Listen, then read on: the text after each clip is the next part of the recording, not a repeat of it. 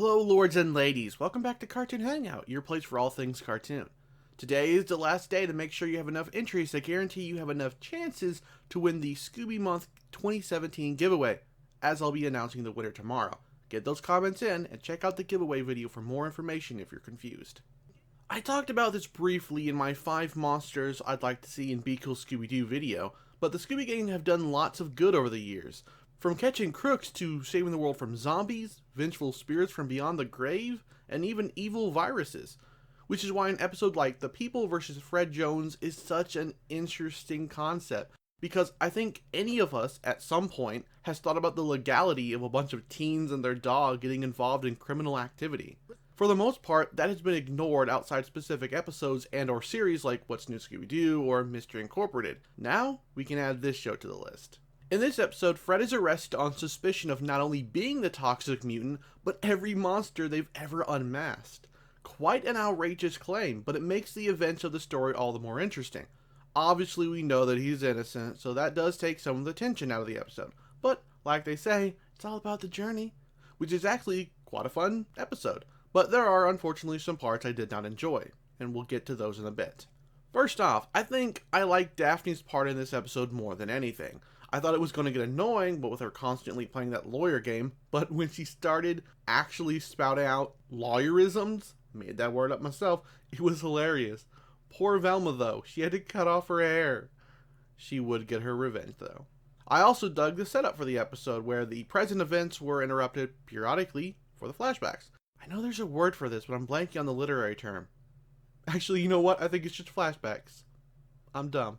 Anyway, you could claim that that would be the only way to do it, given most times a character is on trial, they rely on flashbacks. But I think it worked. The writers didn't necessarily need to do anything new or put a twist on it. I'm about to sound like a broken record again, but I do have to once again point out that the comedy in this episode was really good. It's been some time since I saw the earlier episodes. I know, I should have prepared for the new episodes by binging the entire season. But I'll hesitantly claim here that I think the show has gotten more funny over the course of season 1. I really don't understand why Cartoon Network is mistreating this show by not even airing reruns of it that often. It's far funnier than Teen Titans Go, that's for sure.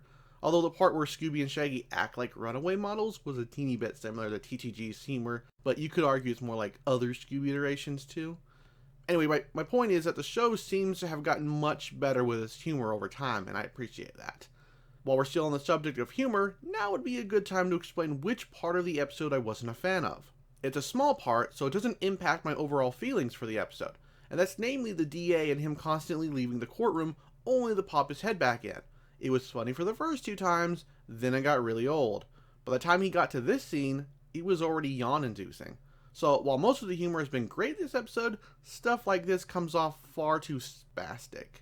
Oddly enough, because the brunt of this episode's plot focused on Fred's court case, it didn't seem like the actual mystery of the episode got much attention. I mean, yeah, it's still there and a part of the episode, which helped get Fred arrested, but there wasn't anything too interesting about the mystery beyond that fact.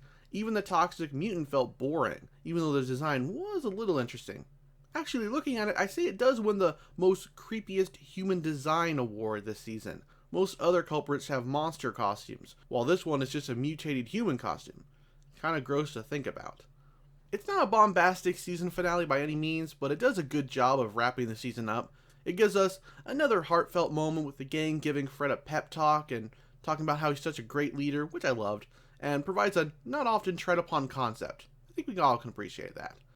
With that, the season 1 reviews are finished. Even more accurate is that this marks the end of Scooby Month. It's been a lot of fun, even though it's been stressful at times. These reviews should have been done a week ago, leaving time for additional content, but hey, that's me for you. I have a habit of really screwing my schedule up. Even now, it's 2:44 p.m. on the day this review is going up. Either way, I'm glad you were all able to take this fun little journey with me, spending 2 completely different Scooby-Doo series and a top 5.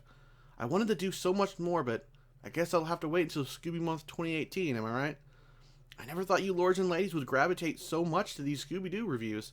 Some of them are getting up there in views, the kind of views I used to get, and that's been fun to see. Anyway, enough of the warm fuzzies talks. Share your thoughts on this episode down below. Oh, and remember, the winner of the giveaway will be announced tomorrow. And if you missed any past reviews, click these annotations on the screen. Thanks for watching, and take care.